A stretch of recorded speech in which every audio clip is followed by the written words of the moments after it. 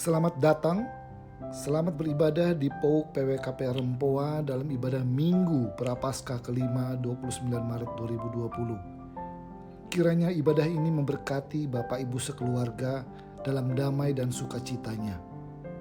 Kita akan memulai ibadah kita. Kita siapkan hati dan pikiran kita untuk memuji, menyembah dan belajar tentang kebenaran firman Tuhan.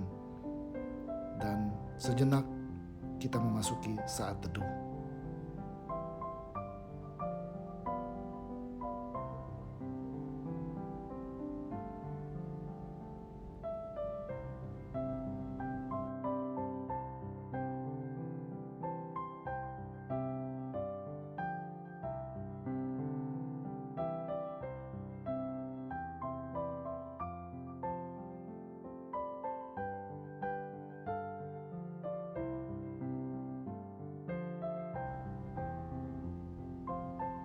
Marilah kita bersorak-sorak untuk Tuhan, bersorak-sorak bagi gunung batu keselamatan kita.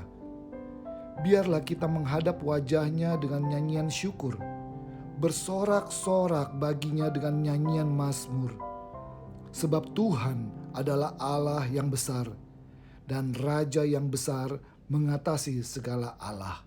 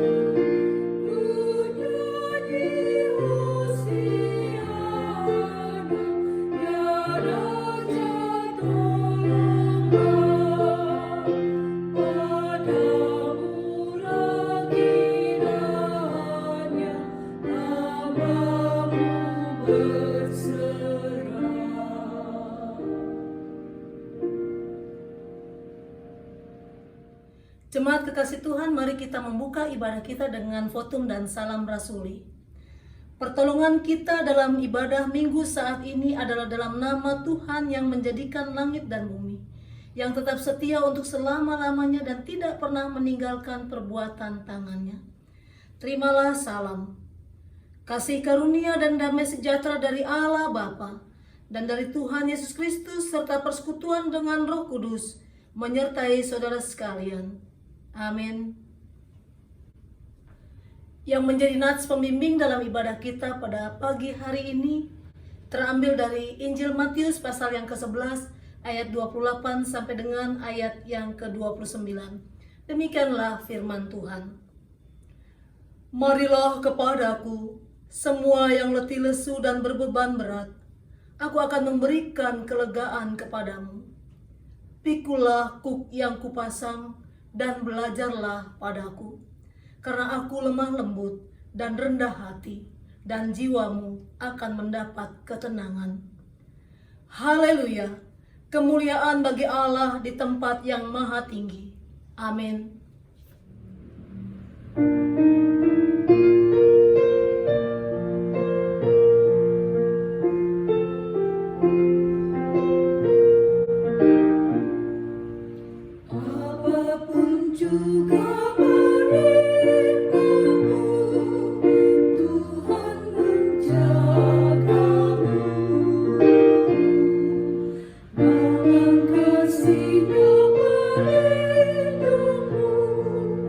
Tuhan menjaga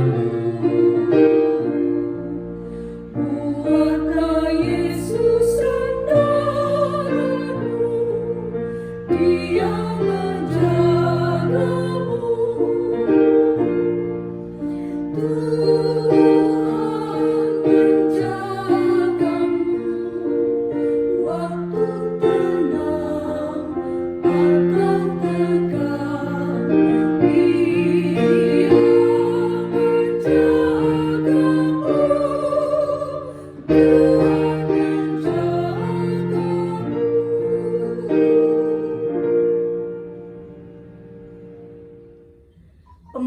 ke-10 Hukum Taurat, Keluaran 20 ayat 1 sampai dengan ayat 17. Akulah Tuhan Allahmu, jangan ada padamu Allah lain di hadapanku.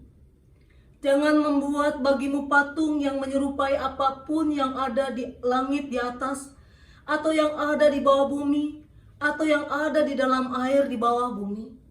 Jangan sujud menyembah kepadanya atau beribadah kepadanya. Sebab aku, Tuhan Allahmu, adalah Allah yang cemburu, yang membalas kesalahan bapa kepada anak-anaknya, kepada keturunan yang ketiga dan yang keempat dari orang-orang yang membenci aku. Tetapi aku menunjukkan kasih setia kepada beribu-ribu orang, yaitu mereka yang mengasihi aku dan berpegang pada perintah-perintahku. Janganlah menyebut nama Tuhan Allahmu dengan sembarangan, sebab Tuhan akan memandang bersalah orang yang menyebut namanya dengan sembarangan. Ingatlah dan kuduskanlah hari Sabat. 6 hari lamanya engkau akan bekerja dan melakukan segala pekerjaanmu. Tetapi hari ke-7 adalah hari Sabat Tuhan Allahmu. Maka jangan melakukan sesuatu pekerjaan, engkau atau anakmu laki-laki, atau anakmu perempuan, atau hambamu laki-laki, atau hambamu perempuan, atau hewanmu, atau orang asing yang di tempat kediamanmu. Sebab 6 hari lamanya Tuhan menjadikan langit dan bumi, laut dan segala isinya, dan ia berhenti pada hari ke-7. Itulah sebabnya Tuhan memberkati hari Sabat dan menguduskannya. Hormatilah ayahmu dan ibumu, supaya lanjut umurmu di tanah yang diberikan Tuhan Allahmu kepadamu. Jangan membunuh, jangan berzina, jangan mencuri, jangan mengucapkan saksi dusta tentang sesamamu, jangan mengingini kepunyaan sesamamu, jangan mengingini istrinya atau hambanya laki-laki atau hambanya perempuan atau lembunya atau keledainya atau apapun yang dipunyai sesamamu. Jemaat kekasih Tuhan, mari dengan rasa sesal dan malu, dengan segala kerendahan hati, kita mengaku bersama-sama akan dosa kita. Kita berdoa. Ya Allah, Bapa kami yang Maha Pengasih, kami sujud di hadapan hadirat-Mu yang Maha Suci itu, mengakui dan menyesali dosa kelemahan kami.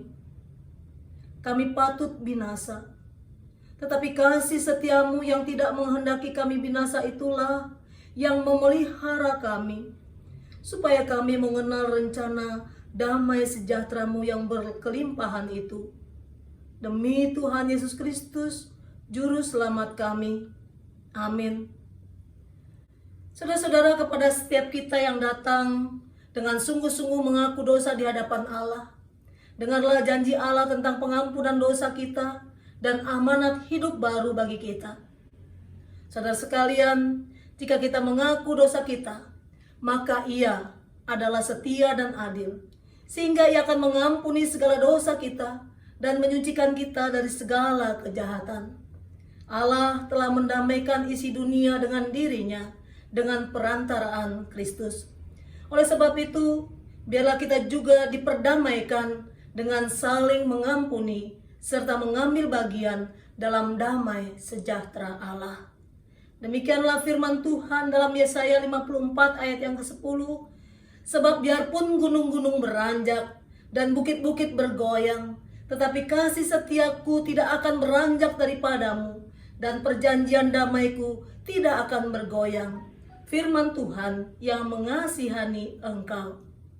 Kiranya Roh Kudus menolong kita mewujudkan kemuliaan Allah dalam hidup kita dan di seluruh dunia.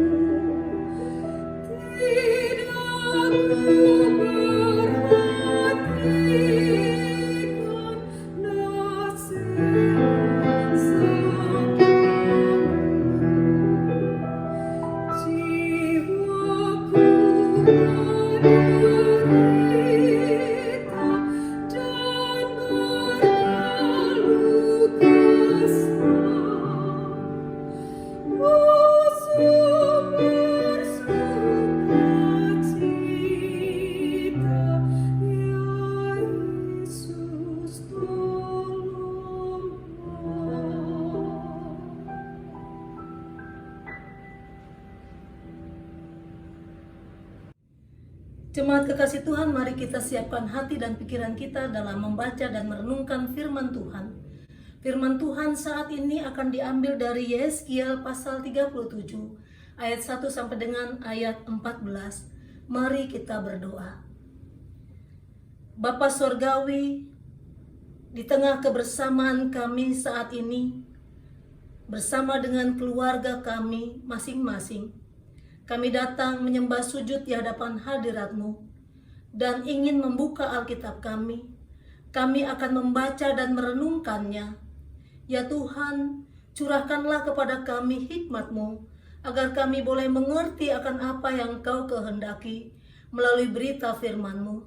Biarlah kami di tengah situasi saat ini, kami boleh dikuatkan dan dihibur oleh firman-Mu, dan iman kami boleh dipelihara oleh kuasa darah Kristus melalui firman Roh Kudus.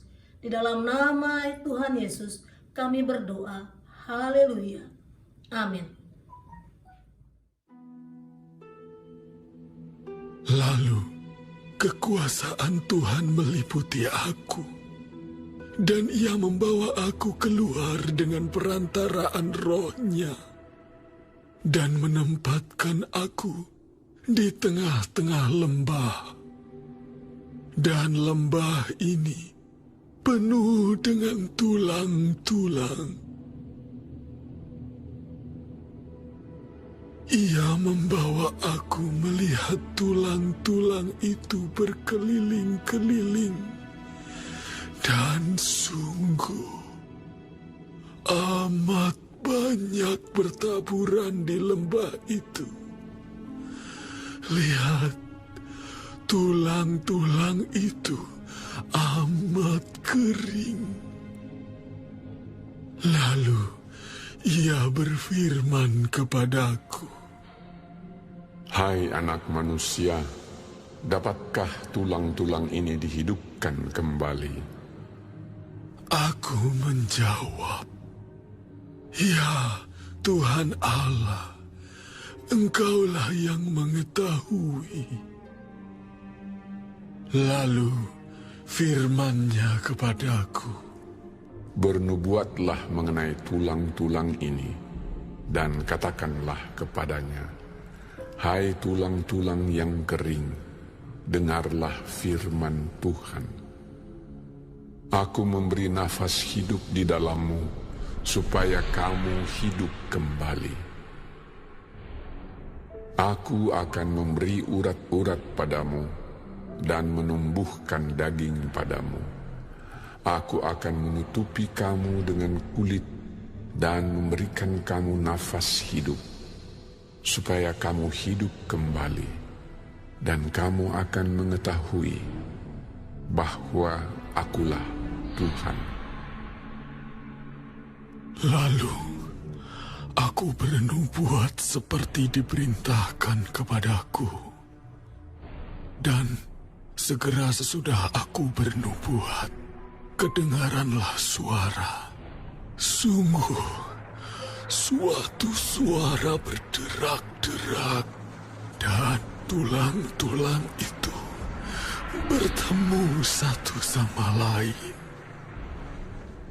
Sedang aku mengamat-amatinya, lihat, urat-urat ada, dan daging tumbuh padanya. Kemudian kulit menutupinya, tetapi mereka belum bernafas. Maka firman-Nya kepadaku, Bernubuatlah kepada nafas hidup itu. Bernubuatlah, hai anak manusia, dan katakanlah kepada nafas hidup itu, beginilah firman Tuhan Allah. Hai nafas hidup, datanglah dari keempat penjuru angin, dan berembuslah ke dalam orang-orang yang terbunuh ini, supaya mereka hidup kembali. Lalu aku bernubuat seperti diperintahkannya kepadaku, dan nafas hidup itu masuk di dalam mereka, sehingga mereka hidup kembali. Mereka menjejakkan kakinya, suatu tentara yang sangat besar. Firman-Nya kepadaku, Hai anak manusia, tulang-tulang ini adalah seluruh kaum Israel. Sungguh, mereka sendiri mengatakan, tulang-tulang kami sudah menjadi kering, dan pengharapan kami sudah lenyap. Kami sudah hilang. Oleh sebab itu, bernubuatlah dan katakan kepada mereka, beginilah firman Tuhan Allah. Sungguh, aku membuka kubur-kuburmu dan membangkitkan kamu, hai umatku, dari dalamnya, dan aku akan membawa kamu ke tanah Israel. Dan kamu akan mengetahui bahwa akulah Tuhan, pada saat aku membuka kubur-kuburmu dan membangkitkan kamu, hai umatku, dari dalamnya. Aku akan memberikan rohku ke dalammu, sehingga kamu hidup kembali, dan aku akan membiarkan kamu tinggal di tanahmu, dan kamu akan mengetahui bahwa aku, Tuhan, yang mengatakannya dan membuatnya. Demikianlah firman Tuhan. Demikianlah firman Tuhan. Yang berbahagia ialah kita sekalian yang masih diberi kesempatan untuk membaca, merenungkan, menghayati. Dan yang lebih berbahagia ialah kita sekalian yang dapat melakukan firman Tuhan dalam hidup sesehari. Hosiana. Bapak, Ibu, dan Saudara kekasih Tuhan, film World War Z yang dirilis pada pertengahan tahun 2013 mengisahkan dunia sedang berada di ambang kehancuran akibat wabah virus yang ganas. Setiap penduduk yang terjangkit wabah segera tak bernyawa dan berubah menjadi zombie yang brutal dalam hitungan detik. Tidak lebih dari 48 jam, kota-kota besar di dunia ada dalam situasi porak-poranda yang lengang tak terurus. Miliaran mayat dan tayangan berdiri mematung seraya memangsa setiap manusia yang masih mempertahankan harkatnya sebagai manusia. Geraldine yang diperankan oleh Brad Pitt diutus oleh PBB untuk menyelidiki kasus ini agar kehidupan di bumi tidak punah. Bapak, Ibu, dan Saudara sekalian, sejalan dengan cerita tersebut, saat ini dunia sedang dilanda oleh virus corona yang telah mematikan banyak jiwa. Bahkan di Italia, setiap hari ada kurang lebih 700 orang meninggal dunia. Di negara Indonesia, sejak ditemukan pada tanggal 2 Maret 2020 lalu, hingga hari ini sudah ratusan orang yang telah terjangkit dan bahkan telah menjadi korban di hampir seluruh wilayah negara kesatuan Republik Indonesia. Saudara, kekhawatiran bahkan ketakutan dialami oleh banyak orang saat ini. Mengapa? Karena melihat kenyataan bahwa korban tidak sedikit dan bahwa ia menular dengan cepat tanpa pandang bulu. Siapapun bisa terjangkit, dan sulitnya virus tersebut tidak terlihat oleh mata. Saudara, kalau di Italia ada banyak pastor yang telah menjadi korban, di Indonesia juga sudah ada beberapa hamba-hamba Tuhan, para pendeta, dan bahkan juga tenaga kesehatan yang telah meninggal dunia akibat virus COVID-19.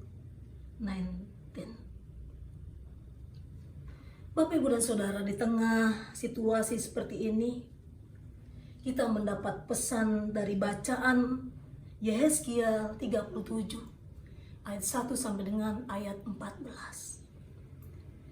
Yehezkiel adalah seorang tokoh Alkitab yang hidup sejaman dengan Nabi Yeremia. Oleh karena itu, suara kenabian Yehezkiel senada dengan firman Tuhan yang disampaikan oleh Yeremia. Hanya saja, kalau Yeremia berkarya bagi umat di Yerusalem, sedang Yehezkiel sudah berkarya bagi umat dalam buangan di Babel. Yehezkiel amat gencar menyuarakan pertobatan umat dari kehancuran akhlak dan ketidaksetiaan terhadap Allah. Kesediaan umat untuk berbalik setia dan merendahkan diri kepada Allah akan mendatangkan pemulihan dan pembaharuan yang bukan saja perbaikan kondisi fisik, sosial, dan politik, namun terutama hati dan penghayatan hidup yang baru akan Allah. Nubuatan Nabi Yehezkiel tentang kebangkitan Israel dalam perikop ini disampaikan sekitar tahun 500-an. Ketika kondisi bangsa Israel sudah sekitar 10 tahun lamanya menjadi tawanan di negeri Babel dan menerima kabar bahwa bait Allah dihancurkan oleh musuh. Artinya apa, saudara? Secara politik mereka kalah, dan secara spiritual mereka telah kehilangan hubungan yang baik dengan Allah. Yehezkiel mewartakan masa depan yang baru yang ditandai dengan perubahan sikap Israel. Pada periode ini Yehezkiel semakin menyadari ketidakmampuan manusia tanpa intervensi Allah, tanpa intervensi yang ilahi itu. Sebab hanya Yahweh yang dapat menganugerahi keselamatan dan kemerdekaan bagi umatnya. Dalam hal ini, saudara, ada dua tindakan Allah yang diwartakan oleh Yehezkiel dalam kitabnya. Yang pertama, dia memberitakan tentang mengampuni dan menghapus kesalahan umat Israel. Kalau kita membaca pada pasal 36 ayat 25. Yang kedua, saudara, dia membaharui kehidupan manusia dengan memberikan roh dan hati yang baru. Itu juga pada pasal 36 ayat 26 sampai dengan 27. Dan itu untuk membangkitkan kembali umat Israel dalam keputusasaan selama pembuangan. Dan inilah yang menjadi berita pada Yehezkiel 37 ayat 1 sampai dengan ayat 14. Saudara, dalam bacaan kita ada dua hal yang disampaikan oleh Yehezkiel. Yang pertama adalah tentang tulang kering. Tulang penopang hidup yang tidak lagi sanggup menopang hidup. Kitab Yehezkiel menggambarkan Tuhan sebagai sosok pribadi yang akrab, berdialog dengan dan berkarya bersama dengan Dia. Roh Tuhan selalu membimbing dan bertindak bersama dengan Yehezkiel, seolah Yehezkiel adalah tangan kiri dan Tuhanlah sang tangan kanan yang bekerja bersamanya. Namun Yehezkiel menyadari bahwa pada dirinya dia tidak dapat bertindak apa-apa. Hanya semata-mata oleh karena tangan Tuhan yang berkuasa atasnya. Kalau kita membaca ayat 1 dan 2, disebutkan tulang belulang yang amat kering dan bertaburan di lembah. Saudara, dalam perjanjian lama, tulang dipahami sebagai lambang kekuatan dan daya topang hidup. Tulang hanya menjadi amat kering bila dalam jangka waktu yang lama tidak ditopang oleh kehidupan dari makhluk hidup.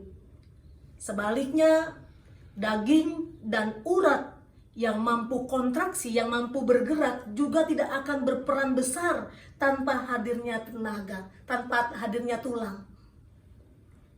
Nah, dalam penglihatan Yehezkiel, sekalipun tulang dan urat daging saling bertemu, pada hakikatnya semuanya adalah sia-sia, semuanya adalah mati. Sebab apa? Sebab nafasi, sebab nafas yang sumbernya dari Allah tidak menyertai.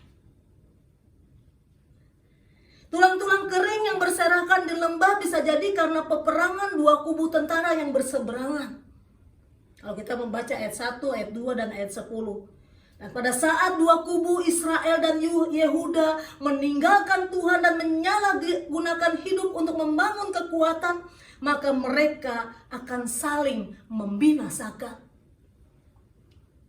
Tulang sebagai simbol kekuatan untuk berdiri dalam bertempur ternyata tidak dapat diandalkan sama sekali. Sikap umat Israel dan Yehuda yang mengandalkan pengaruh politik, ekonomi dengan berlindung di balik kuasa teknologi perang negara-negara yang kuat seperti Mesir dan Asyur ternyata hanya menimbulkan kebinasaan bagi kedua belah pihak. Mereka kini tanpa daya dan tidak memiliki harapan, sehingga mereka berkata, tulang kami sudah menjadi kering dan pengharapan kami sudah lenyap, kami sudah hilang. Saudara, pengakuan Israel akan keberadaan mereka yang sudah tidak berdaya mengingatkan kita bahwa bila manusia tidak hidup bersama dengan Allah, maka pada hakikatnya ia sama seperti tulang kering, ia mati. Dan hal yang kedua yang disampaikan oleh Yehezkiel dalam perikop ini adalah ketika Allah berkarya, tulang-tulang kering tidak hanya dipulihkan dari segi fisiknya saja.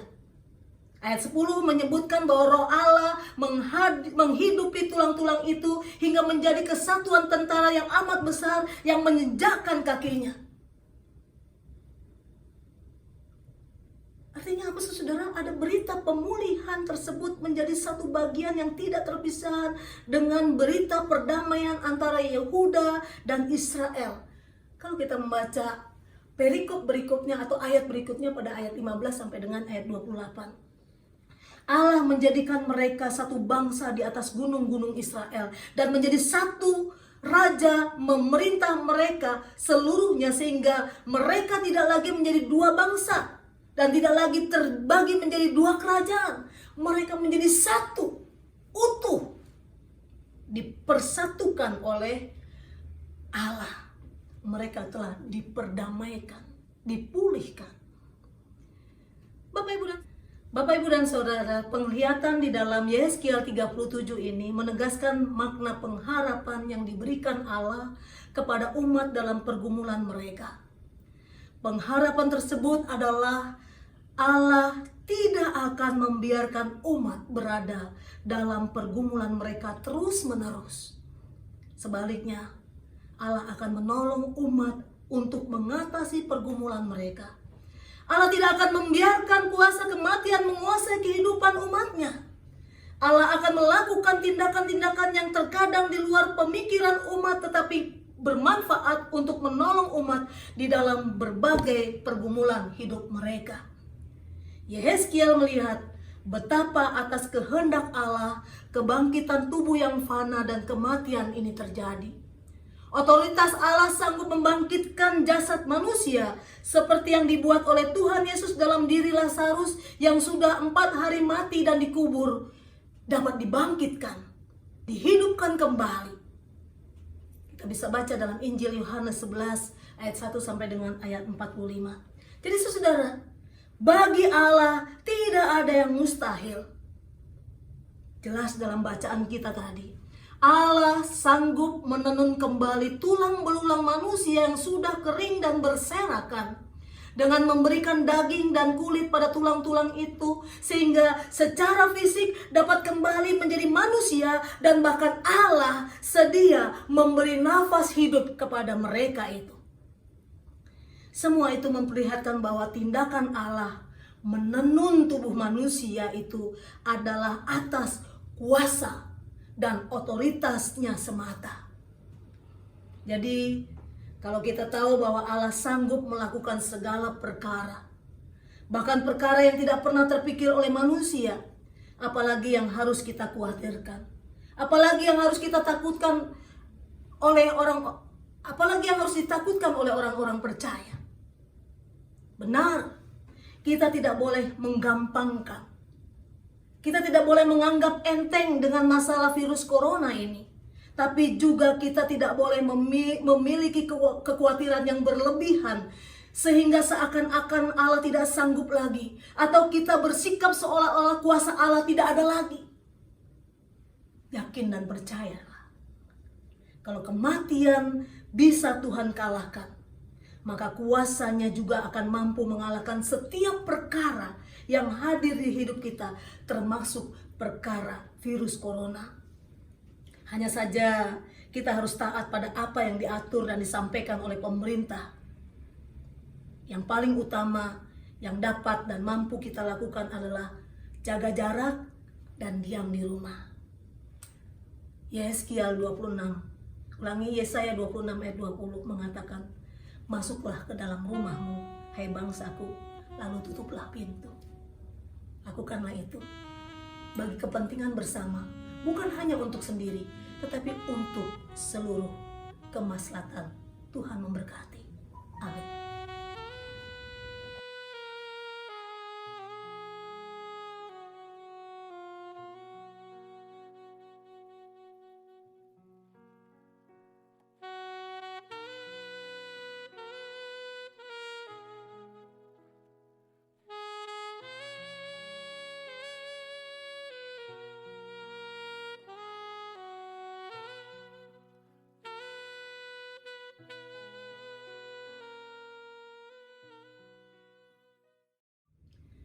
Mari bersama dengan segala umat dan di segala abad dan tempat kita memperbaharui pengakuan iman kita dengan bersama mengucapkan pengakuan iman rasuli demikian.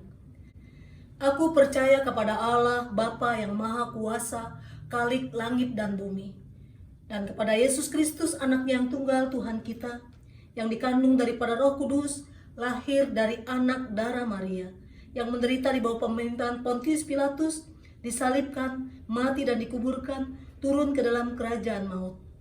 Pada hari yang ketiga bangkit pula dari antara orang mati, naik ke sorga, duduk sebelah kanan Allah Bapa yang Maha Kuasa, dan akan datang dari sana untuk menghakimi orang yang hidup dan yang mati. Aku percaya kepada Roh Kudus, gereja yang kudus dan am, persekutuan orang kudus, pengampunan dosa, kebangkitan daging, dan hidup yang kekal. Amin.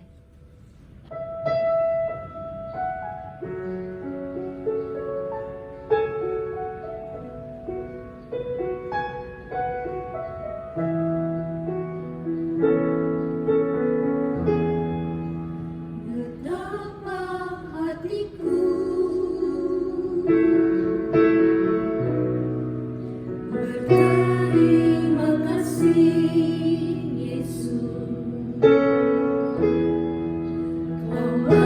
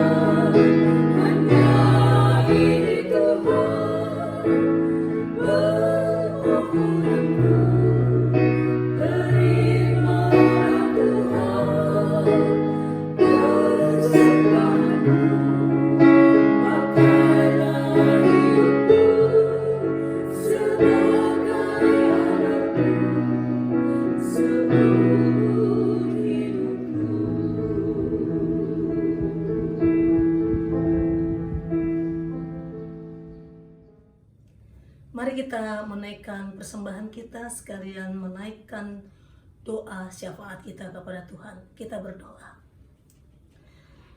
Kembali kami datang ke hadapan hadirat-Mu ya Tuhan, dan saat ini kami bersyukur kepadamu karena Engkau telah menolong kami untuk memberi makna dari berita firman-Mu. Melalui berita Yeskiel kami dikuatkan bahwa tidak ada yang mustahil bagi Tuhan. Pekerjaan Tuhan luar biasa, otoritas Tuhan luar biasa. Engkau bisa menyatukan kembali tulang-tulang yang telah kering, bahkan telah mati, dihidupkan oleh Tuhan. Dan itu menjadi sebuah kenyataan, fakta yang menarik, fakta yang boleh dilihat dan dirasakan secara khusus, boleh terjadi atas diri Lazarus dalam Tuhan, mukjizat yang dilakukan oleh Tuhan Yesus. Kami percaya bahwa mukjizat itu masih berlaku sampai saat ini. Kami percaya bahwa Tuhan, kuasa-Mu masih bekerja, masih ada. Dan kami mau menyerahkan kehidupan kami pada kuasa-Mu semata. Dan kami percaya bahwa Engkau membentengi kami dengan kuasa-Mu, sehingga kami terhindar dari segala mara bahaya. Bahkan dalam kondisi dan situasi saat ini yang sedang menakutkan banyak orang, virus corona, biarlah segala kekhawatiran kami, ketakutan kami boleh Tuhan angkat, dan Tuhan ganti dengan penghiburan kekuatan yang telah kami dengar tadi melalui firman-Mu. Firman-Mu menguatkan kami untuk meniti hari ke depan, agar kami hanya berserah pada kuasa-Mu saja. Tidak ada mustahil Tuhan, kami percaya. Dan kami percaya bahwa Tuhan juga akan menyelesaikan ini semua dari bangsa kami, di seluruh daerah, negara kesatuan Republik Indonesia. Tuhan, angkatlah persoalan yang saat ini melanda bangsa kami, yang menjadi bencana, yang menjadi pandemi di seluruh dunia. Tuhan, nyatakanlah kuasa-Mu. Kami tahu Tuhan sedang berbicara kepada semua manusia, umat manusia di dunia. Biarlah semua kami yang merasakan ini boleh kembali sujud menyembah kepadamu Tuhan. Biarlah orang-orang yang sombong, orang-orang yang mengandalkan kekuatan, Tuhan, biarlah boleh dicelikkan mata dan hati nurani untuk kembali berserah hanya kepadamu ya Tuhan. Terima kasih Bapa, terima kasih ya Tuhan. Kami berdoa Tuhan, untuk jemaat-Mu kami boleh bersyukur. Tuhan menjaga ya jemaat kami. Kami pribadi lepas pribadi, keluarga lepas keluarga. Tuhan telah hantar, Tuhan telah berkati, Tuhan telah cukupkan segala keperluan. Bahkan Tuhan masih berikan damai sejahtera dan sukacita. Semua kami yakin itu adalah datang dari Tuhan semata. Ya Tuhan, kami mau menyerahkan ke dalam tangan pengasihan-Mu rasa syukur kami, karena Engkau yang telah menganugerahkan kepada kami pemeliharaan dan berkat-berkat Tuhan yang tak terhitung nilainya. Namun apa yang kami beri jauh dari apa yang kami terima daripada-Mu. Kami percaya Tuhan melihat hati kami, ungkapan syukur kami, dan Tuhan akan mengubah benda-benda mati ini menjadi benda yang hidup untuk kemuliaan Tuhan, dalam rangka melakukan pekerjaan Tuhan di tengah-tengah dunia. Berkatilah persembahan kami ya Tuhan. Berkatilah para majelis yang mengelola persembahan ini ya Tuhan. Terima kasih Bapa. Terima kasih ya Tuhan.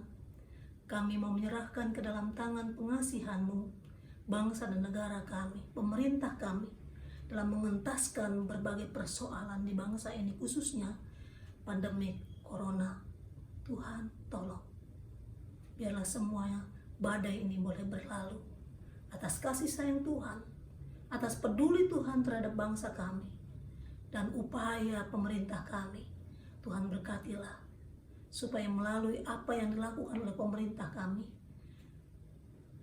kerinduan setiap orang di bangsa ini untuk mendapatkan damai sejahtera di bumi, di negeri ini boleh kembali dirasakan. Beri kesabaran, beri ketabahan, beri kekuatan, khususnya kepada para dokter, para tenaga medis, mereka yang terjun langsung dan menjadi garda terdepan. Tuhan, tolonglah mereka. Kami berdoa secara khusus bagi para keluarga yang ditinggalkan oleh kekasih-kekasih mereka yang menjadi garda terdepan, mereka yang saat ini merasa kehilangan, mereka yang saat ini masih merasa duka cita.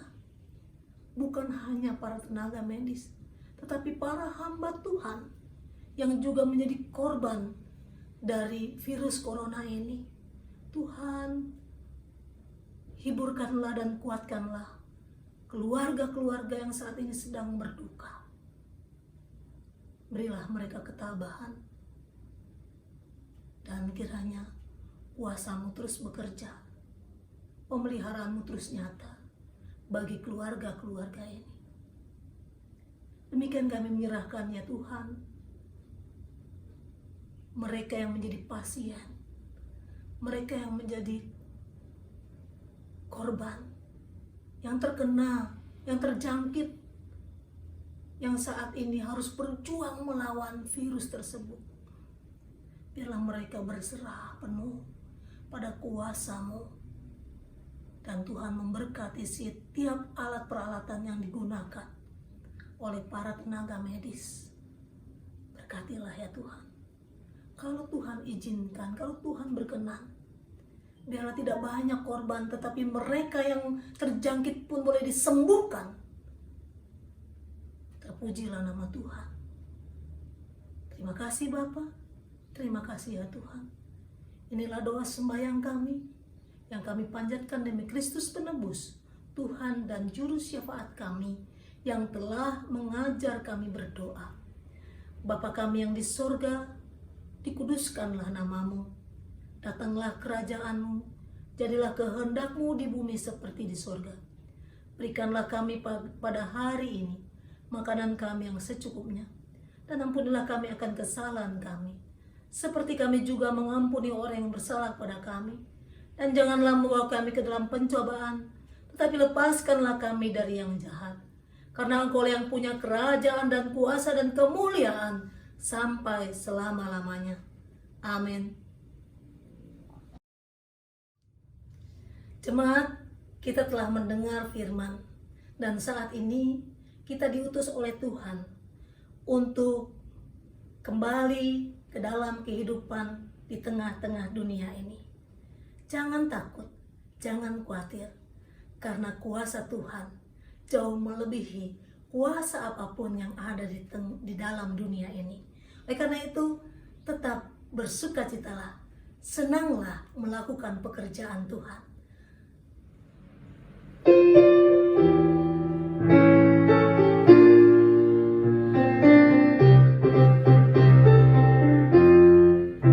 Tuhan mengutus kita ke dalam dunia, bawa berita kepada yang gelap. Meski dihina serta dilanda duka, harus melayani dengan sepenuh. Dengan senang, marilah kita melayani umatnya. Dengan senang, berarti kita memuliakan namanya. Tuhan mengutus kita ke dalam dunia, bagi yang sakit dan tubuhnya lemah. Meski dihina serta dilanda duka, harus melayani dengan sepenuh. Dengan senang, marilah kita melayani umatnya. Dengan senang, berarti kita memuliakan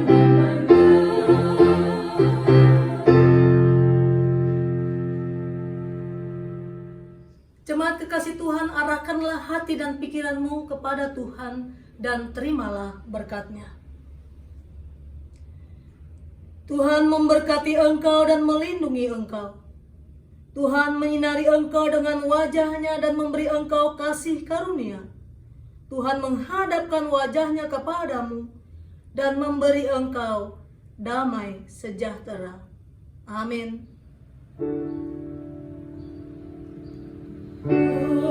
Hosiana,